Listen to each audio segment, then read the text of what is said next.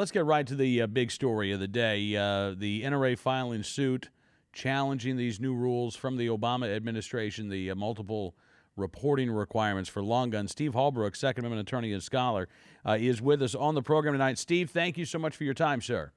Always my pleasure, Cam. All right, so the suit has been filed. What can you tell us about the new suit challenging these these new rules? Well, first I'd like to say the spin has begun. The headline in the New York Times, NRA challenges bulk rifle sales reporting. Bulk rifle sales, that sounds like it's a truckload, and it's a minimum of 2. Yeah. And this is on to refer to AK-47s. Well, guess what? This demand letter requires reporting century-old rifles that are semi-auto and shoot obsolete cartridges if they have a detachable magazine. Any and every kind of rifle that has a detachable magazine and is over 22 caliber. And look at the spin from Mr. Holder, the Attorney General.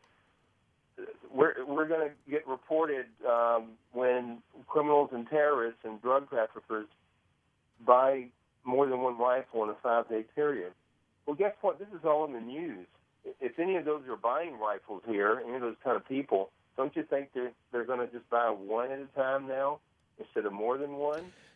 Well, yeah. I mean, that seems like a reasonable conclusion to reach, Steve. Well, I mean, so it's only going to be people like us that are going to get reported. Yeah. You know, you see a couple of rifles you want to get because of you're taking them hunting or they're very collectible, so you buy 2 rifles, and in a 5-day period, the data goes to ATF. What goes to ATF? It's not just the serial number and model of the rifle and all that. It's your name, address, race, sex, your complete identification, and it goes on this government list. Well, and clearly, the government feels like this is information that should be followed up on, or at least, information that they should have. I was talking with a fella earlier today who was telling me both of his sons are shooters, and I was asking him how his sons were doing, and he said, "Oh, they're loving it. They just got a couple of new rifles," and he even told me, he said, "You know what?" He said, I live in Texas. These if I had bought my sons one rifle each, in a few days, would I be reported to the government? And the answer is yeah. A dad buying guns for his sons. I guess now a suspected individual or a person of interest. Right. And notice that the letter went out to all 8,500 FFLs in the 4 states. California, Arizona, New Mexico, and Texas. That's 1/7 of the total number of FFLs in the nation.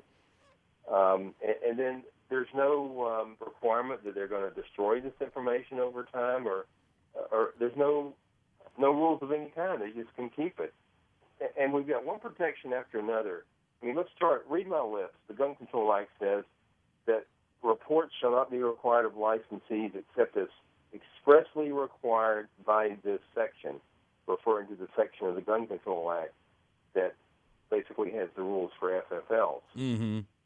We have another provision that registration of firearms owners is prohibited, that you cannot keep information on gun owners on government premises. There is a provision authorizing limited reporting of information.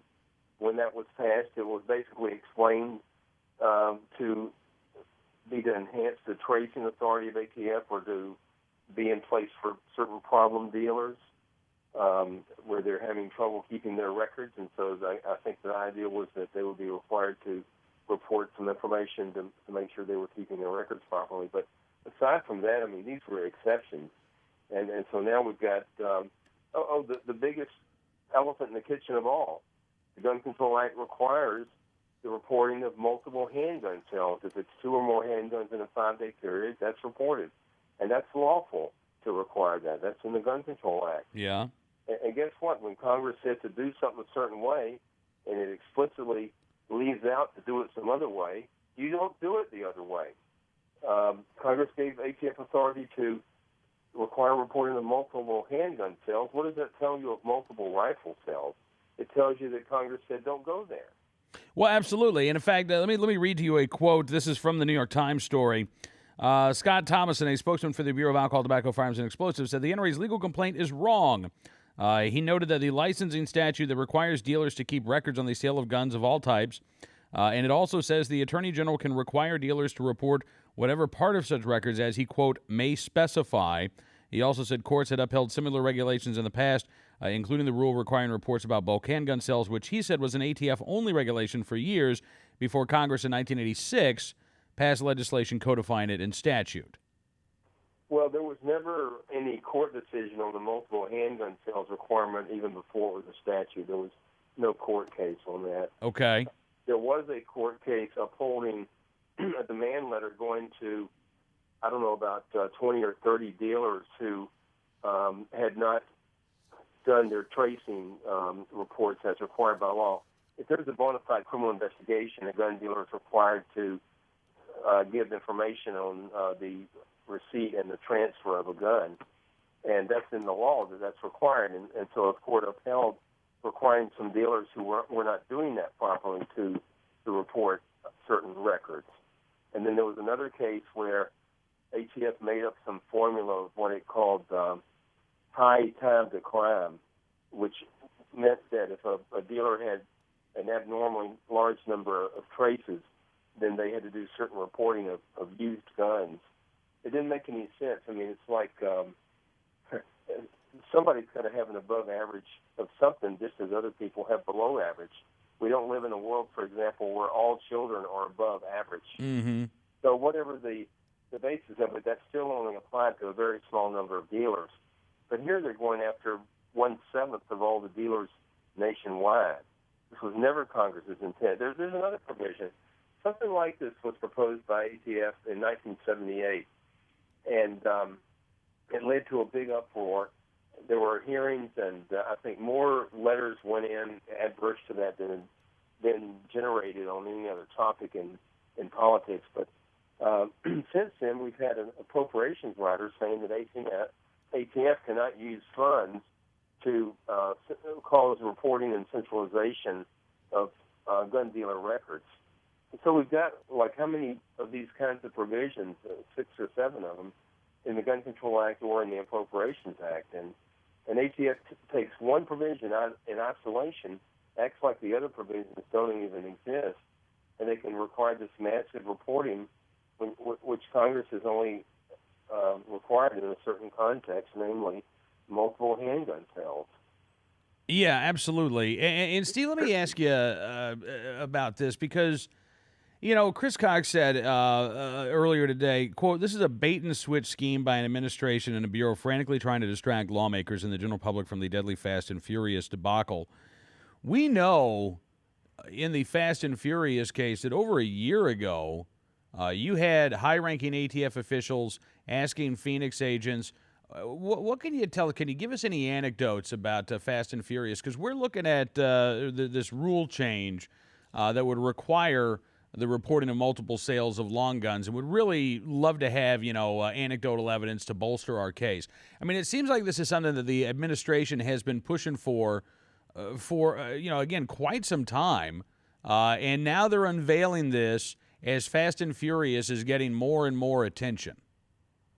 Yeah, you wonder, is there a way to try to distract attention from Fast and Furious? And Yeah. if it won't work.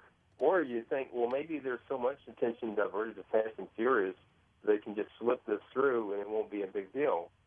But we do have the case filed in the U.S. District Court for the District of Columbia, and I can tell you that you can look for more litigation to come in other places on this. Okay. We'll keep you posted on that. But we're taking them to court. The NRA is promoting these cases. They're the plaintiffs are gun dealers who are required to fill out these reports, and they're injured because they're being required to do something that the law doesn't require them to do, and they're threatened with their licenses being revoked if they don't do it, or maybe even threatened with criminal prosecution. So they've got the extra work to do. It doesn't do any good. I mean, we know that the people, if there were any multiple sales of this type, they're going to be scared off from doing it now. It'll just be law-abiding people doing it. Right. And in fact, law-abiding people aren't going to want to buy 2 guns in 1 week now, because you don't know what are they going to do with this list with your name on it. You're some kind of suspect because you bought 2 old obsolete caliber, like 35 Remington semi-auto rifles that were made 100 years ago. Absolutely. I mean, it's absurd to think that this is going to do anything at all, Steve. And frankly, I'm concerned that the Obama administration has got to try to expand this reporting requirement outside of just the 4 border states. Now, let me ask you, the demand letter that's been sent out by ATF, as I understand it, says on or before August 14th, start turning over this information or keeping this information. Does the suit that the NRA filed today seek an injunction to block these rules from being implemented? Right. We seek both a preliminary and a permanent injunction. Okay. We're taking all the steps that we can as quickly as possible to get that in front of a judge. Okay. So is it fair to say then that you expect that a judge would have some sort of preliminary decision on that before August 14th? Well, I We don't hope want to so. make any promises. This depends on how quickly we can prepare Yeah. motion, and also when a judge would put it on the docket, and that would vary. When a judge might be willing to do that, it would vary with the judge and their practices and their workload, their vacation schedule. There could be a number of variables there, so I don't want to make any deadlines or projected timetable for this. But, Sure. but it's a significant incursion by ATF on what they're legally authorized to require of licensees. And I mean, we go through these periods. They're pushing the envelope all the time to see, how far we can go. How can we stretch the law and assume more power that's not explicit in the law? Yeah, absolutely. Now, one more question here for you. As I understand it, the NRA filed complaints in several courts, the District of Columbia, also the U.S. District Court in New Mexico, and in Texas. Are New Mexico and Texas under the same circuit court? Well, no, they're in different ones. I think the New Mexico one has been filed. I'm not absolutely certain. We're working at a fast pace, and I think Texas might be tomorrow. They're all in different circuits. Texas is in the U.S. Court of Appeals for the 5th Circuit. New Mexico is in the 10th Circuit, and then we've got the D.C. Circuit in Washington, D.C. You can also sue in a case like this where the defendant resides, and the defendant here is ATF Director Melson. Mm-hmm. Headquarters is in Washington, D.C., so we chose to file these Arizona cases there. Okay. All right. Well, Steve, we wish you the very best of luck, and, of course, look forward to having you back on the program very soon so we can learn more about the latest in this new suit taking on the Obama administration. Well, keep your ear to the ground. Things are moving fast, and we'll be back. All right. Thank you so much, sir. Steve Hallbrook, Second Amendment attorney and scholar, joining us here tonight on Cam and Company.